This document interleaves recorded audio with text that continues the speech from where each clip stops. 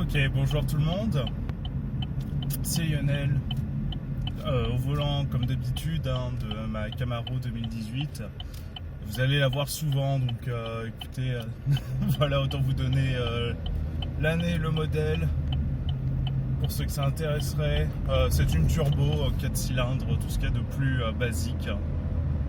Mais je l'aime bien, elle est ma foi fort sympathique, des allures bien sportives, bien agréables. Voilà, qui sont absolument ravissantes. Donc la raison pour laquelle je vais faire cette vidéo, c'est juste, écoutez, deux choses. Déjà, je vais vous montrer les routes un peu de l'Arizona, en espérant que ça ne va pas trop secouer sur la vidéo. Là, je vois que ça secoue pas mal. J'espère que l'algorithme de YouTube sera capable de corriger ça. Mais dans le pire des cas, vous me direz en commentaire si c'est vraiment insupportable et je verrai qu'est-ce qu'il y a comme alternative pour que vous ayez une vidéo qui secoue moins. Et le deuxième but, c'est aussi un petit peu de vous montrer voilà, comment est-ce que ça se passe, la conduite sur automatique.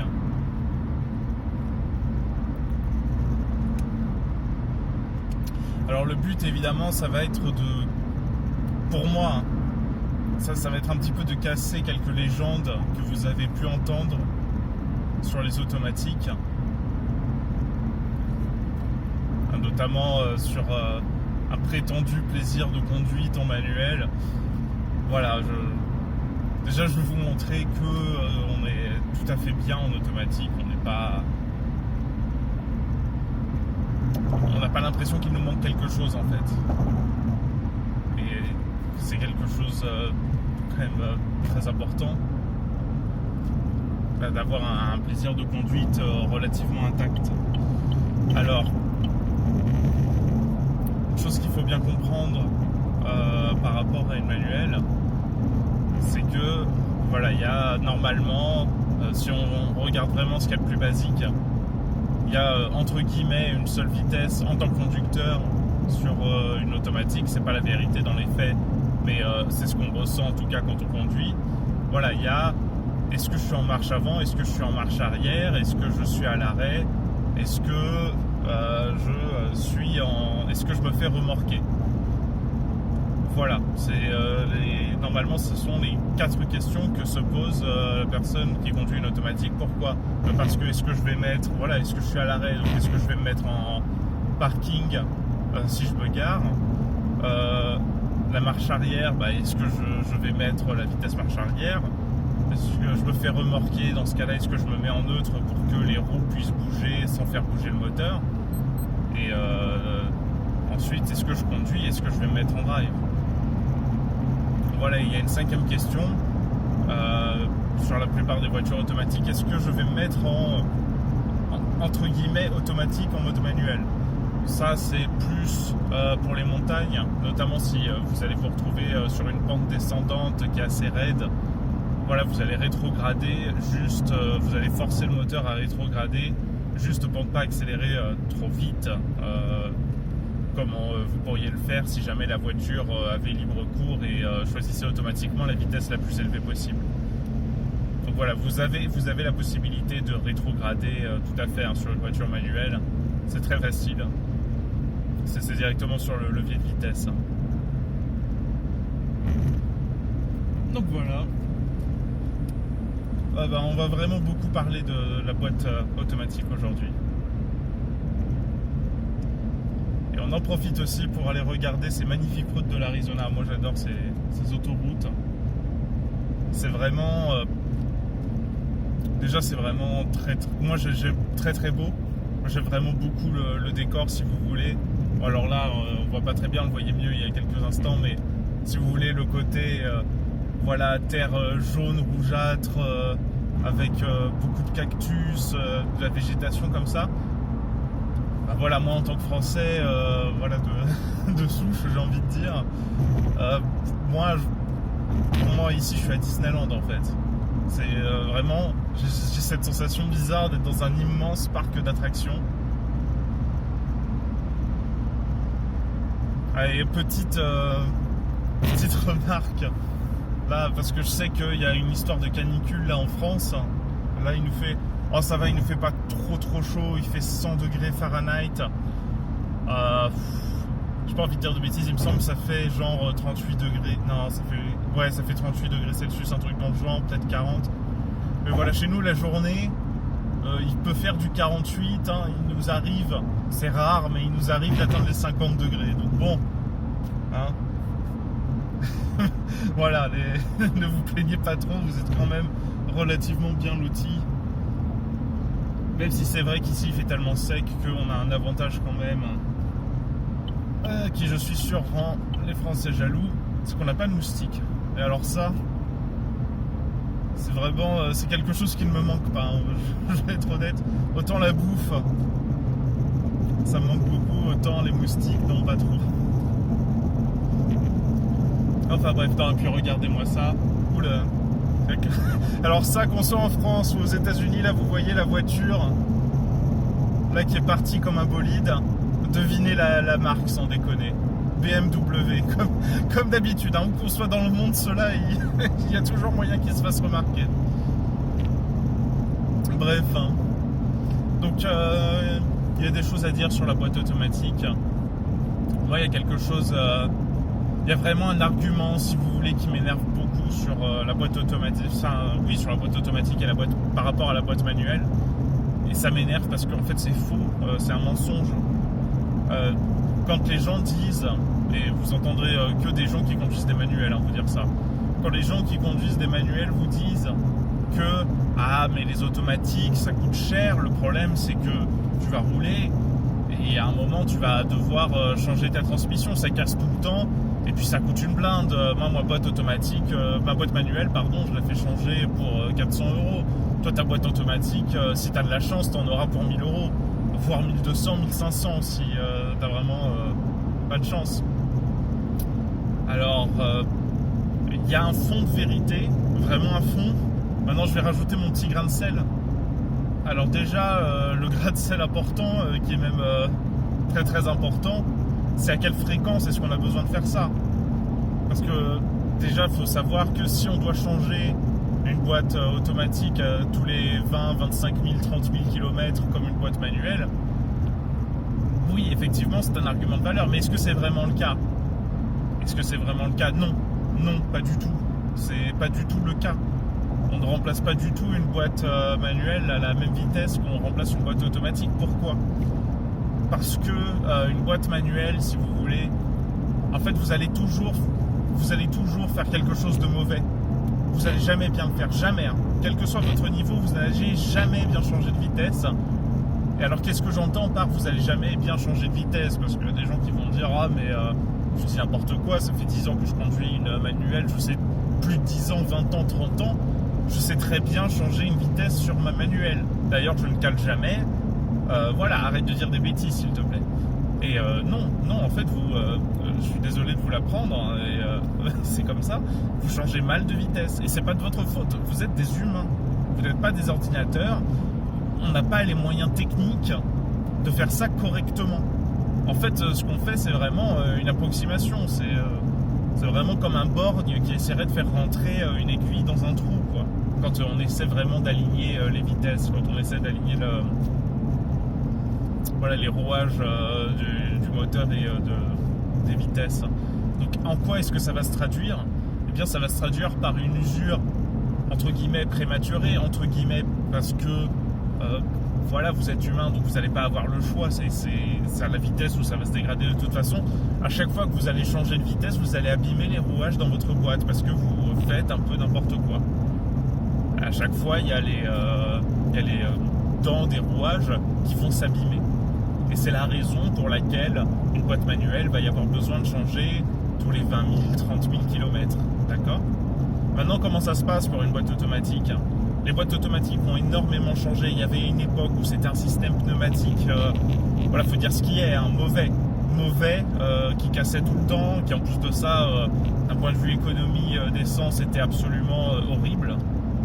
Tout ça a énormément changé, c'est plus le cas du tout. Maintenant, c'est géré par ordinateur.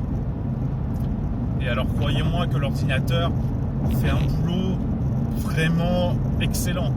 En même temps, il faut dire que l'ordinateur, il a des données que vous n'avez pas. Il sait à quelle vitesse est-ce que la roue du moteur tourne, il sait à quel degré de rotation est-ce qu'il y a les roues dans l'arbre de transmission automatique. L'ordinateur, c'est des choses que vous ne savez pas, que vous ne pouvez même pas appréhender. Si vous voulez, bon, c'est bien joli de dire 1600 tours minute, par exemple. Voilà, est-ce que dans votre tête, vous arrivez à visualiser 1600 tours minute? Je ne pense pas. L'ordinateur, voilà, va être capable d'appréhender ce genre de choses. D'ailleurs, on voit de plus en plus de manuels qui utilisent ces capacités de l'ordinateur pour justement faire en sorte à ce que les rotations de tours minute du moteur correspondent à la vitesse que vous voulez changer. Mais voilà, sur une automatique, il n'y a pas besoin, c'est pas un mode, c'est pas une option, c'est comme ça que ça fonctionne maintenant. Donc ça se traduit par quoi? Ça se traduit par une usure beaucoup plus lente. Alors maintenant, on va dire que vous êtes quelqu'un qui ne vous intéressez pas du tout aux voitures. Voilà, entretenir votre voiture, c'est pas vraiment votre truc. Donc on va dire que vous ne faites pas du tout d'entretien de votre boîte automatique, d'accord? Vous êtes un peu naïf. Ou alors vous avez vraiment autre chose à faire, vous avez pas envie de dépenser de l'argent.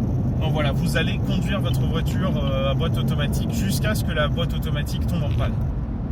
D'accord? C'est une façon de faire, hein. C'est pas la plus économique qui soit, mais c'est une façon de faire. Il y a la majorité des conducteurs de boîte automatique font ça, malheureusement, pour une raison que je vais expliquer après. Mais donc, mettons qu'on va partir de ce point de vue-là, vous ne changez jamais l'huile de transmission de la boîte automatique. Qu'est-ce qui va se passer? Bah écoutez, petit à petit, voilà, la boîte automatique va se dégrader et il y a un moment où effectivement elle va tomber en panne. Maintenant, quand est-ce qu'elle va tomber en panne?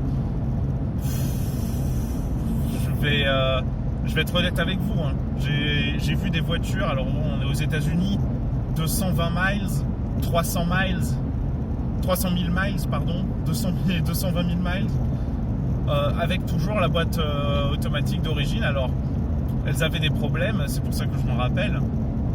Si vous voulez, ça patinait un petit peu, il y avait des consommations d'essence, voilà, qui étaient assez élevées. Mais elles l'avaient toujours pas cassé.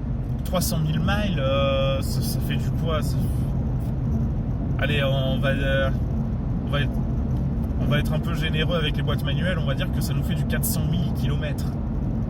Si vous voulez, même en ne changeant jamais, voilà, il y aura des petits défauts, tout ça. Mais au bout de 400 000 km, vous avez toujours dépensé 0 € sur votre boîte automatique. D'accord? Si vous êtes radin comme certaines personnes. Alors maintenant, ça va encore plus loin. Effectivement, vous allez vous retrouver avec des petits problèmes d'ordre. Ça patine un petit peu des fois. Donc ça fait des bruits un petit peu bizarres, ça secoue. Bon. Après, il n'y a rien qui empêche de conduire. Hein. C'est pas, le confort de conduite est un petit peu affecté, mais ça s'arrête là. Maintenant, qu'est-ce qui se passe si vous changez l'huile de transmission? Et là, c'est ça que je vais dire. Voilà. Il faut savoir, alors ça, je tiens à le dire. Hein, il y a un mensonge que les constructeurs automobiles font. Ils disent qu'il n'y a jamais besoin de changer l'huile de transmission de votre boîte automatique. C'est un mensonge. Il faut bien évidemment que de la même façon que vous changez l'huile de votre moteur, parce que l'huile du moteur s'use à force d'avoir de la friction et de la chaleur. C'est la même chose hein, pour la boîte transmission. Votre huile elle va s'user parce que il y a la chaleur, il y a la friction, il y a aussi le temps. Hein, ça se dégrade avec le temps, il y a un phénomène d'oxydation. Tout ça fait que l'huile se dégrade. Et quand ça se dégrade, ça finit par attaquer les rouages. Et c'est ça qui fait ce phénomène de patinement. Et voire même, si vous êtes vraiment un peu imbécile avec votre boîte de transmission automatique. Par imbécile, j'entends quoi? J'entends le genre de mec qui va accélérer très très brutalement, freiner très très brutalement et quasiment tout le temps. Voilà, là ça c'est conduire comme un imbécile. Pour votre transmission automatique, ça va l'user prématurément, particulièrement si vous ne changez pas l'huile. Après, si vous changez l'huile, voilà, vous pouvez vous amuser à faire le jackie sur les routes. Alors, moi je je plaide coupable. Voilà, j'ai une voiture de sport aussi, c'est pas pour faire joli, c'est pas que pour faire joli. J'aime faire le jackie sur les routes, j'aime conduire, des fois accélérer très brutalement. Voilà, ça fait partie des plaisirs. Mais dans ce cas-là, il faut faire quoi? Il ne faut pas respecter le manuel que vous recevez avec votre voiture, ou alors s'il y a une section, bon, moi c'est une voiture sportive donc vous aurez probablement pas ça, mais il y a une section conduite rude si vous voulez dans mon manuel, où là effectivement ils vont dire de changer l'huile de transmission, mais sinon ils disent que si on conduit que sur la route, voilà, si on conduit pas en piste, qu'on fait pas de course, il faut jamais la changer. Voilà, c'est pas vrai. Donc moi ils disent de changer l'huile tous les 50 000 km si jamais on conduit sur les pistes de course. Et c'est ce que je vais faire quoi qu'il en soit. Je vais changer mon huile de transmission tous les 50 000 km. Maintenant, changer l'huile de transmission, c'est pas changer la transmission. C'est pas les mêmes prix. On s'approche. Voilà, si votre garagiste va se faire plaisir parce que y a pas beaucoup de gens qui le font, alors qu'ils le devraient. Mais c'est vraiment une opération simple. Il n'y a pas besoin d'avoir inventé l'eau chaude pour changer votre huile de transmission automatique, même si c'est un peu trop compliqué pour le faire vous-même en général. Mais vous pouvez, si vous avez les outils, et si vous êtes quelqu'un qui aime beaucoup les voitures, vous pouvez le faire vous-même. Voilà, il y en aura pour 150 € en étant généreux. N'acceptez pas si on vous demande plus de 150 €, c'est une arnaque. Donc voilà. Si on part si on part de l'idée que vous changez jamais l'huile de votre transmission, vous êtes à 0 € pour une boîte automatique, enfin jusqu'à ce que ça casse, et là ça vous coûtera dans les 1500, contre 400 €, 300 € tous les 30 000 km. Et voilà, si vous changez vraiment ce que je vous conseille, si vous changez l'huile de votre transmission tous les 50 000 km, quoi qu'en dise le constructeur, déjà votre boîte automatique elle est impérissable. Si vous faites ça, jamais il y aura le moindre problème, elle sera toujours en état absolument impeccable.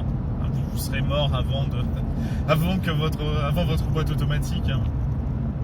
Voilà, on est sur du 150 € tous les 50 000 km contre 200, 300, 400 € tous les 30 000 km. En étant généreux, parce qu'il y en a beaucoup, leur boîte manuelle c'est plutôt tous les 25 000, voire les 22 000. Particulièrement si vous êtes débutant. Donc voilà, déjà une chose que je voulais aborder, c'est cette histoire vraiment où il faut arrêter de se dire que la boîte automatique coûte moins cher que la boîte manuelle. Pardon, la boîte manuelle coûte moins cher que la boîte automatique. C'est pas vrai, c'est une demi-vérité si vous voulez. On se concentre juste sur le prix voilà, de changer la transmission, alors que déjà normalement il y a peu de chances que vous ayez besoin de changer votre transmission automatique, et si vous le faites, c'est que vous aurez merdé quelque part. Et alors là par contre c'est le gros désavantage effectivement de la boîte automatique, c'est que la plupart des gens ne savent pas l'entretenir, donc il y a beaucoup de chances. Je sais que particulièrement en France, le marché d'occasion est quand même le plus important de loin. Vous aurez énormément de chance, si vous achetez une voiture automatique d'occasion, de vous retrouver avec quelqu'un qui n'a jamais fait le changement d'huile dessus. Et ça c'est un problème, parce que si vous voulez passer les 50 000 km, alors on va être généreux, passer les 100 000 km, si la personne n'a jamais fait le changement d'huile, c'est tant pis pour vous en fait. Il est trop tard. Si vous faites un changement d'huile à ce stade, j'ai pas envie d'embêter tout le monde avec des détails techniques, mais si vous faites un changement d'huile à ce stade, ça va plus détruire votre boîte qu'autre chose. D'accord, ça malheureusement c'est trop tard. C'est pas comme l'huile de moteur où voilà, même si il faut mieux la changer en retard que ne pas la changer du tout.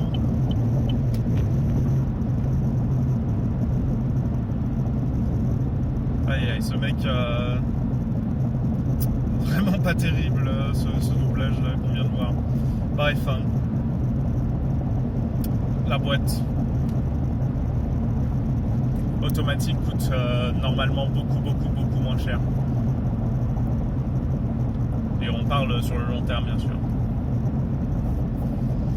Donc voilà déjà.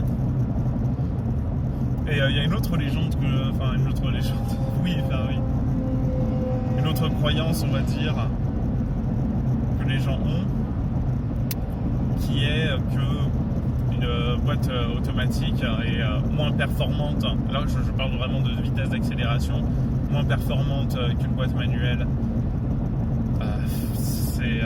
Bon.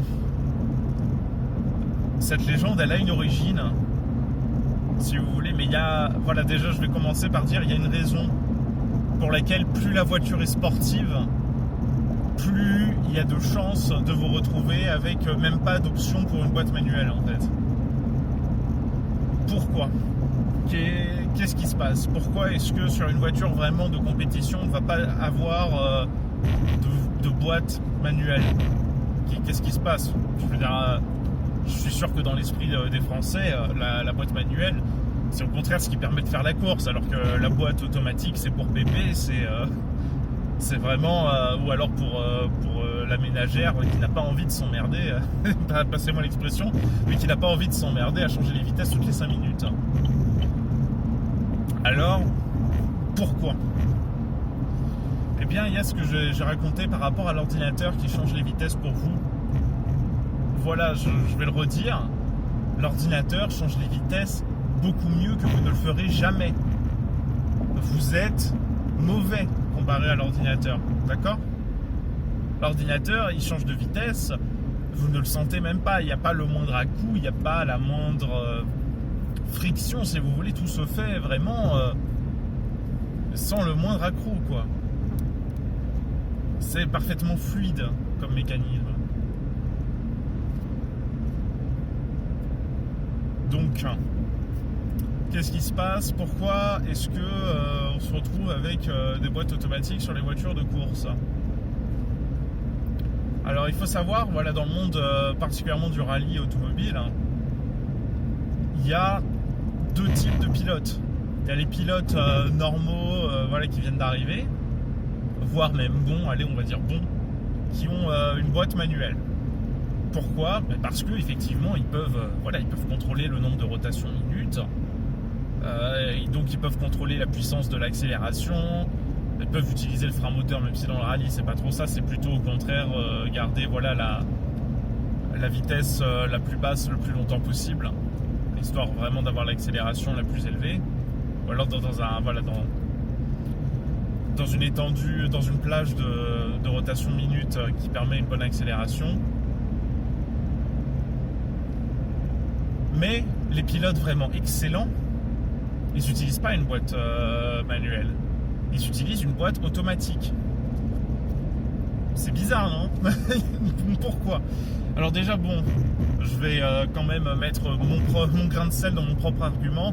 Il faut savoir que ces pilotes-là, ils sont excellents pour une raison. C'est qu'ils maîtrisent particulièrement bien leur voiture. Et par ils maîtrisent particulièrement bien leur voiture, je veux dire qu'ils sont capables de faire quelque chose que moi personnellement je ne sais pas faire, et je pense 99% des gens qui vont regarder cette vidéo ne savent pas faire non plus. C'est se connecter à l'ordinateur de leur voiture et la reprogrammer pour qu'elle change de vitesse quand eux ils le veulent. C'est-à-dire dire à l'ordinateur, une fois que tu as atteint cette vitesse, une fois que tu as atteint ce nombre de rotations minutes, eh bien tu vas me passer à la vitesse suivante, ou alors tu vas rétrograder, voilà, etc., etc. Vraiment programmer l'ordinateur déjà pour qu'il change de vitesse comme le pilote le ferait en fait s'il était en manuel. Sauf que là déjà on va être sur une automatique. Donc le premier avantage d'une automatique là sur une manuelle, ça va être que l'ordinateur va changer de vitesse beaucoup plus rapidement qu'une voiture manuelle. D'accord ? Et sans risque de câline ni quoi que ce soit. L'ordinateur va te faire ça vraiment immédiatement, il n'y aura pas le moindre problème. Il n'y aura pas la moindre perte de puissance, ou en tout cas ce sera tellement minime que en tant que pilote tu ne le remarqueras presque pas. Et la deuxième chose qui est très intéressante, particulièrement pour un pilote de course, c'est qu'on a quelque chose, alors je ne sais pas comment ça s'appelle en français, en anglais, c'est quelque chose qui s'appelle un peu le découpleur. C'est un appareil qui se trouve entre le moteur et la boîte de transmission automatique et qui sert à ce que lorsque vous êtes à l'arrêt complet, le moteur ne cale pas. Ça permet à ce que le moteur ait une vitesse différente de la boîte de vitesse. Donc, comme ça fait quoi? Ça fait que votre moteur, vous êtes à l'arrêt, il tourne, mais les roues ne tournent pas. Et ça ne fait pas caler le moteur, si vous voulez. Mais ce système-là, ce convertisseur de couple, je crois que ça s'appelle en français, on va appeler ça comme ça, je suis désolé, vous allez me corriger dans les commentaires si je dis une bêtise. Ce convertisseur de couple, il emmagasine en fait de l'énergie, particulièrement quand vous êtes à l'arrêt. Et ça fait quoi? Ça fait que quand vous partez de l'arrêt, d'accord, quand vous êtes vraiment à l'arrêt complet, que vous partez de là, ou alors que vous avez vraiment beaucoup ralenti, en dessous des 10 km/h, eh bien ce convertisseur de couple, il aura emmagasiné de l'énergie. Et en fait, il va fournir plus de puissance aux roues que le moteur n'en fournit. Donc, quand on repart de l'arrêt, la voiture automatique a plus de puissance qu'une voiture manuelle. Et alors des fois, c'est une petite différence. Ça va être... voilà, le convertisseur de couple va offrir 30% de puissance supplémentaire. Et il y a des voitures pour lesquelles, alors ça après c'est dans les données techniques, mais pour lesquelles la différence est vraiment très très très élevée. Il y a des voitures, et il me semble que c'est le cas de la mienne, où on est à 150% de la puissance du moteur. Pardon, 250% de la puissance. Oui voilà, 250% de la puissance du moteur. Donc 150% en plus, on multiplie par 2,5 la puissance du moteur d'origine quand on part de zéro. Et alors pourquoi est-ce que du coup, voilà, excusez-moi l'anecdote, pourquoi est-ce que les pilotes de course ont ça? Eh bien parce que les pilotes de course, particulièrement dans les rallyes, il y a souvent besoin de quasiment être à l'arrêt pour faire un virage très très serré, pour faire un tête à queue, tout ça. Et ils vont repartir comme des fusées. D'accord? Et ils vont passer de l'arrêt à repartir très très vite, beaucoup plus vite qu'une voiture manuelle ne le fera jamais. Par contre, après, voilà, si on ne reprogramme pas sa voiture automatique pour conduire de la façon appropriée pour une course, et bien c'est là que voilà, la voiture manuelle va reprendre le dessus. C'est pour ça que tous les pilotes ne font pas ça. C'est pour ça que les pilotes moyens, bons, qui viennent d'arriver, utilisent des boîtes manuelles. Ils ne sont pas complètement débiles. S'ils font ça, c'est parce que voilà, ils savent très bien que c'est comme ça qu'ils atteindront eux les meilleures performances. Mais voilà, sur une voiture de course, l'excellence, elle se situe dans la boîte automatique, pas dans la boîte manuelle. Bon voilà, c'est juste petite anecdote pour vous permettre de frimer en soirée. Et voilà, bon, je vais arrêter là parce que ça fait quand même énormément de notions. Je me rends compte que j'ai pris 27 minutes de votre temps. Je pense qu'à ce niveau-là, vous êtes plutôt en train de regarder le paysage que d'écouter ce que je dis. En attendant, regardez-moi cette route. Moi, j'adore ces autoroutes. Même si tout le monde va très vite. Hein. Bon, je sais ce que vous devez penser là en voyant. Vous devez vous dire, mais il faut conduire plus rapidement, Coco. Je suis vraiment à la limite de vitesse. Hein. Vraiment, vraiment. C'est vraiment... ici en Arizona, il y a tout le monde qui conduit plus vite. Moi, personnellement, j'ai pas envie de payer d'amende. Je suis très parano vis-à-vis de ça. J'ai horreur... Voilà, que mon argent serve à financer des gouvernements, donc je roule toujours à la limite de vitesse. Et regardez-moi ça, il y a 1, 2, 3, 4, 5 voies, et encore, il y en avait plus à un moment. Par contre, ce qui est vraiment dommage, c'est la limite de vitesse. Hein. On est à du 65 miles à l'heure. Je crois que ça nous fait du 100 km/h, quoi, alors que, enfin bon... Je pense que sur une route comme ça, on pourrait vraiment faire du 130 sans problème, hein, et se régaler. Enfin bon. Voilà, écoutez, on va faire une autre vidéo. Écoutez, peut-être ce soir. La conduite de nuit, c'est toujours aussi assez sympathique, même si on va peut-être pas voir grand-chose. Je vous souhaite une excellente journée, tout le monde. Et voilà, je sais que la chaîne vient de commencer, j'ai pas encore beaucoup de gens. N'hésitez pas, malgré tout, à laisser les commentaires. Si vous avez des questions, s'il y a des sujets que vous aimeriez aborder, si vous voulez me corriger aussi, hein, moi j'aime bien, quelqu'un de bizarre qui aime bien avoir tort. J'aime bien qu'on me prouve que j'ai tort surtout. Donc voilà, si j'ai dit quelque chose, vous n'êtes pas d'accord, écoutez, montrez-moi des articles, tout ça. Je vais pas forcément être d'accord, mais je vais tout à fait aller regarder ce que vous allez me montrer. Et je vais faire des recherches dessus et vous dire après si je suis d'accord et si je suis pas d'accord et pourquoi est-ce que je suis d'accord ou pas d'accord. Et voilà, ça peut faire un effet de questions-réponses assez intéressant pour tout le monde.